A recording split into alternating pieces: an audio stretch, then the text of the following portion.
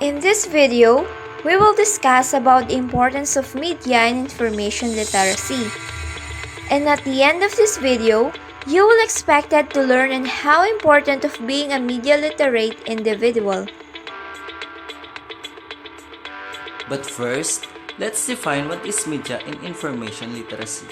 So, what is media and information literacy?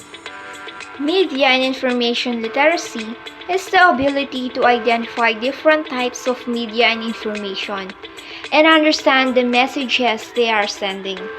It also enables people to show and make informed judgments as users of information and media, as well as to become skillful creators and producers of information and media messages in their own right. Media and information literacy recognizes the primary role of information and media in our daily lives. It is at the heart of freedom of expression and information because it enables citizens to understand the functions of the media and other information provides to critically evaluate their content and to make informed choices as users and producers of information and media content. How important the media and information literacy is. The word literacy usually describes the ability to read and write.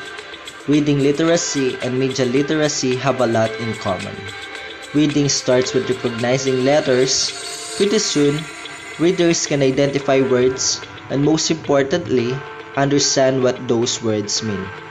Readers then become writers. With more experience, readers and writers develop strong literacy skills. Especially, it encourages us to learn to think critically. As we evaluate media, we decide whether the messages we receive make sense, why certain information was included, what was not included, and what's the main purpose of it. We learn to use examples to support their opinions. Then we can make up our own minds about the information based on knowledge we already have. I'm a smart consumer of products and information. Media literacy helps us to learn how to determine whether something is credible or not. It also helps us to determine the persuasive intent of advertising and resist the techniques marketers use to sell products. Recognize point of view. Every creator has a perspective. Identifying an author's point of view helps us to appreciate different perspectives. It also helps put information in the context of what they already know or what think they know. Create media responsibly.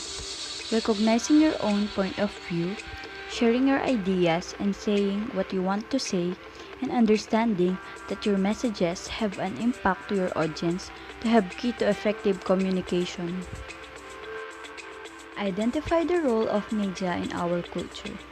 From celebrities' gossip to magazine, or covers to memes, media is telling us something, making us to understand the world and even compelling us to act or think in certain ways. Understand the author's goal. What is the purpose of the author? Why does he or she wrote? Is it purely informative? Is it trying to change your mind? Or is it introducing us to new ideas we've never heard of? When we understand what type of influence something has, we can make informed choices.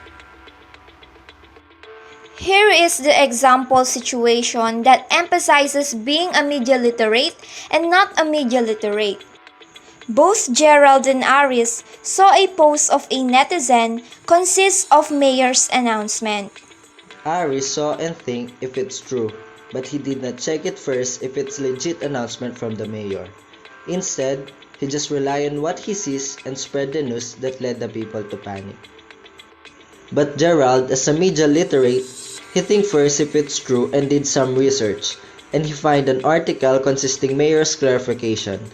The said post is just a fake news and no resident of their community tested positive. Media literacy is not just important, it's absolutely critical.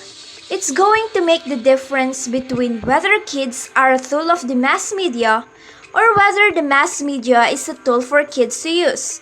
The purpose of being information and media literate is to engage in a digital society.